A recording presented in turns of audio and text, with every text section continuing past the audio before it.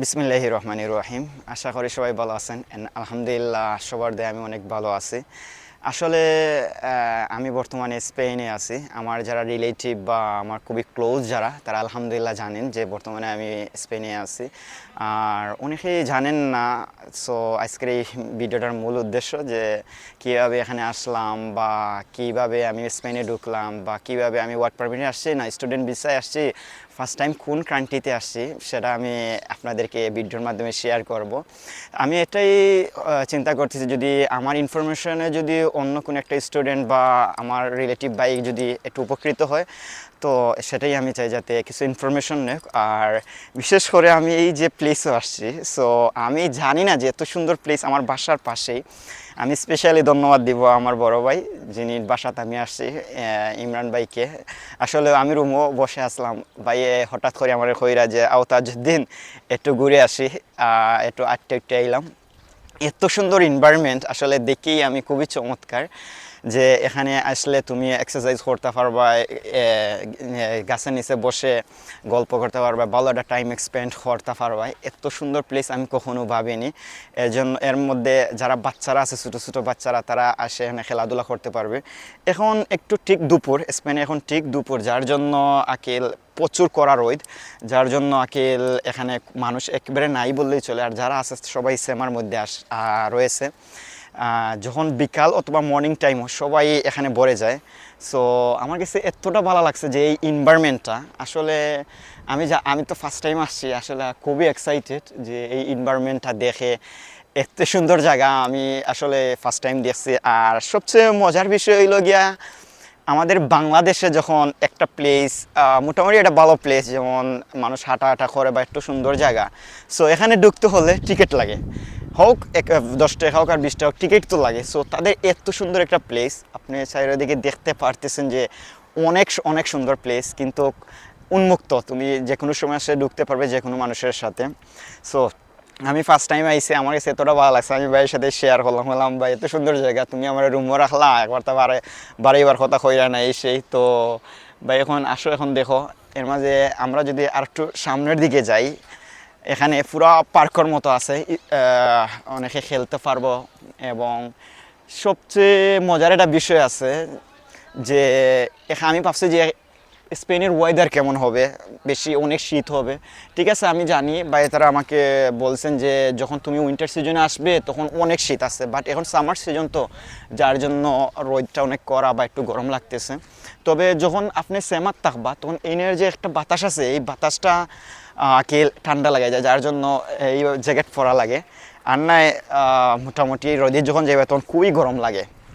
কিন্তু যখন আপনি উইন্টার সিজন আসবো যখন, তখন প্রচুর ঠান্ডা লাগে ভাই, আমার হইছেন। বাট এখন তো গরমের সিজন, যার জন্য প্রচুর রোদ আছে, এর মাঝে অনেক আছে, একটু গরম লাগে। আমার কাছে খুবই ভালো লাগছে সেই প্লেসটা। আর বিশেষ করে ওদের কান্ট্রির যে পিপলরা আছে, ওরা খুবই হেল্পফুল। তাদেরকে যদি একটা থ্যাঙ্কস দেন বা একটু সহযোগিতা করেন, ওরা খুবই হ্যাপি হয় বা ওরা তোমাকে এতবার থ্যাংক ইউ দিবে। তারা থ্যাংক ইউ রাখে গ্রাসিয়াস, আসলে এতবার গ্রাসিয়াস দিবে, এটা বলার বাইরে।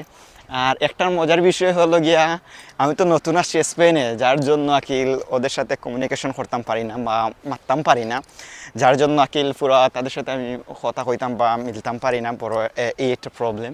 বাট ওরা খুবই হেল্পফুল। আর এই দেখো, প্রত্যেকটা জায়গার যে সুন্দর পার্কের সিস্টেমে যে কোনো মানুষ এখানে আসে ঢুকতে পারবে, বাচ্চা হোক বা ইয়াং যারা আছে বা বৃদ্ধ যারা আছে, এখানে বসে টাইম স্পেন্ড করে। বিশেষ করে যখন মর্নিং টাইম হয়, তখন তারা এখানে এসে বসে রোদের আলো একটু করে খায়। আর সব কিছু শেষে যে স্পেনে এসে যে আমি একটা ফুটবলের মাঠ পাইমু, আমি কখনো ভাবিনি এত সুন্দর একটা ফুটবলের মাঠ। আপনারা সবাই জানেন যে আমি মোটামুটি একটু ফুটবল সম্পর্কে আমার ধারণা আছে, আমিও খেলছি যখন দেশে ছিলাম। সো এখানে এসে এত সুন্দর ফুটবলের মাঠ, আমি খুবই আফসোস করতেছি। তো এত সুন্দর মাঠ আমি এত সকাল পাইমু, আমি কখনো ভাবিনি। সো এখন দুপুর টাইম, যদি বিকাল টাইম হইতো তাইলে তারা প্র্যাকটিস করলো, অনেক খেললো, অনেক গেম হইলো, অনেক দেখতাম পারলাম, অনেক আপনারাও দেখাইতাম পারলাম অনেক। আর খুব মিস করাম যদি যদি একটা বুটুট হইতো, তাইলে দেখলাম অনেক খেললাম অনেক উচ্ছেন নি। আর পুরা যে আমরা দেশের যে ইনডোর আছে, আমরা যে ইনডোরও খেলি, সেম ইনডোরের মতো আকিল, সেম ইনডোরের মতো, বড় ডি ছোটো ডি সব কিছু পুরো বড়বারের মাঠ, এমন গ্যালারি গ্যালারি সব কিছু আছে। সো এত সুন্দর মাঠ আমি কখনো ভাবিনি যে এত সকাল দেখবো। জানি আছে এরা তো আমাদের কান্ট্রিতে অনেক এগিয়ে, জানি আছে, বাট আমার বাসার পাশে যে এত সুন্দর মাঠ পাবো আমি কখনো ভাবিনি। আর এই পাশে দেখেন পার্ক, এই পাশে মাঠ, এই পাশে পার্ক, কত সুন্দর প্লেস। পার্কটা দেখলে খুবই আপনার এই খুবই ইন্সপায়ার হবেন। ছোট্ট একটা ইনফরমেশন যোগ করি এখানে। ওকে ভাইয়া বলেন।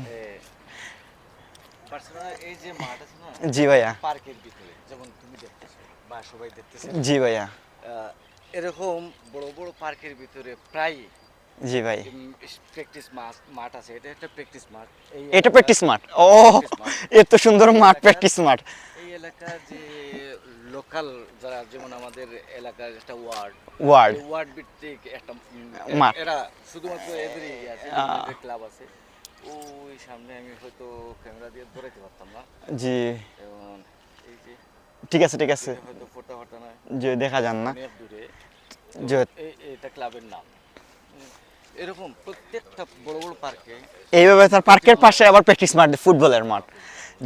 যারা ঘুরানি তার সাথে তারা খেলাধুলা দেখলো, ঘুরানি হয়ে গেল, সব কিছু হয়ে গেল আসলে। আর বিশেষ করে যে চতুর্দিকের এনভায়রনমেন্টটা এত সুন্দর আসলে বলার বাইরে। চতুর্দিকের এনভায়রনমেন্টটা, পাশে বিল্ডিং আছে, গাছপালা, নীরব এলাকা। সো এত সুন্দর জায়গা, এই দেখেন কত সুন্দর প্লেস।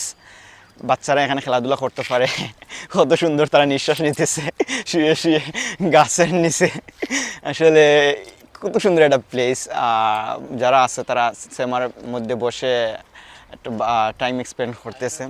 জি ভাই বলেন। একটা মজার ইনফরমেশন হলো, জি এই পার্কের নিচে গাড়ি পার্কিং আছে। গাড়ি পার্কিং। আর সব মজার বিষয় হলো, আমি এখানে যখন ফার্স্ট টাইম আসি, আমি তো ফার্স্ট টাইম আছি, সবাই জানেন যে ফার্স্ট টাইম আছি, তো আমি একটা থিঙ্ক বললাম রে এখানে যারা আছে উপরে তারা চলাচল কীভাবে করে, একটা মানুষ দেখে না চলতে। তো ভাই বললা যে ভাই এখানে সবাই চলে মেট্রো রেলে, মাটির নিচে দিয়ে মেট্রো রেল। জানি মেট্রো রেল আমরা সম্পর্কে কিছু ধারণা আছে, কিন্তু টোটালি মাটির নিচে দিতে তারা মেট্রো রেল, তুমি যে কোনো জায়গায় যাও মেট্রো রেলে যাইতে পারবা। কিন্তু আমরা আছে না যে বাংলাদেশে যারা আছে সেনজি দইরা যায়, রিক্সা দইরা যায়, এইভাবে কিছু নাই। মাটির নিচে তুমি কাট করো, সমস্যা নাই, তুমি যে কোনো জায়গায় যাও, অ্যাভেলেবেল আছে। কোনো সময় তুমি যে এটা মেট্রো রেল লাগে ওয়েট করতে হবে 10 মিনিট আধা ঘন্টা না, হাইয়েস্ট 5 মিনিট পরে মেট্রো রেল তোমার স্টেশনে চলে আসে। সো মেট্রো রেলে চলছে ফার্স্ট টাইম আমি চলছে, দেশও থাকলেও আমি ফার্স্ট টাইম এখানে স্পেনে মেট্রো রেল চলছি, এটা এক্সপিরিয়েন্স হলো। তো বেশি লম্বা ভিডিও করবো না, আসলে আপনারাই বিরক্ত হবেন। সো এনভায়রনমেন্টটা তুলে ধরলাম, যেহেতু আসছি ফার্স্ট টাইম, আমার কাছে অনেক ভালো লাগে। সো আমার যারা রিলেটিভ বা ফ্রেন্ড সার্কেল আছেন, আমার বিশ্বাস আপনারা যখন দেখবেন আপনারা ভালো লাগবো। আর স্পেশালি থ্যাঙ্কস আমার ভাই আমার ভিডিও করে দিরা, আমি বাইরে কষ্ট দেওয়ার জন্য।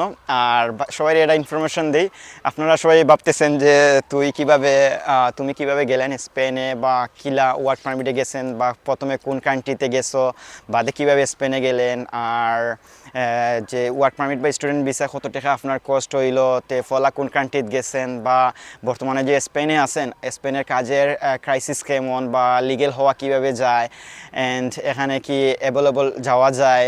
আর আপনারা জানেন তো সব কিছুর প্রশ্ন আপনারা ইনশাল্লাহ পেয়ে যাবেন, আপনারা যদি আগ্রহ থাকে এই সম্পর্কে জানার। বা আমি ইনশাল্লাহ নেক্সট ভিডিওতে সব কিছু সম্পর্কে আলোচনা করব, আপনাদেরকে তুলে ধরবো, যাতে আপনারা এই ইনফরমেশন নিয়ে আপনারা আসতে পারেন। আর সবাই আমার জন্য দোয়া করবেন, যাতে অনেক স্বপ্ন নিয়ে আসছে, শুধু আমার স্বপ্ন না, আমার ফ্যামিলির স্বপ্ন, প্রতিবেশীর স্বপ্ন, সবাই আমাকে নিয়ে অনেক স্বপ্ন দেখে। আর বিশেষ করে থ্যাঙ্কস দেই যারা আমাকে সবসময় সাপোর্ট করছেন, শ্রম দিয়ে, মতামত দিয়ে, অর্থ দিয়ে, তাদেরকে অন্তঃস্থল থেকে অভিনন্দন জানাচ্ছি। আপনারা এই সাপোর্টকে ইনশাল্লাহ আমাকে সবসময় আপনাদের পাশেই পাবেন।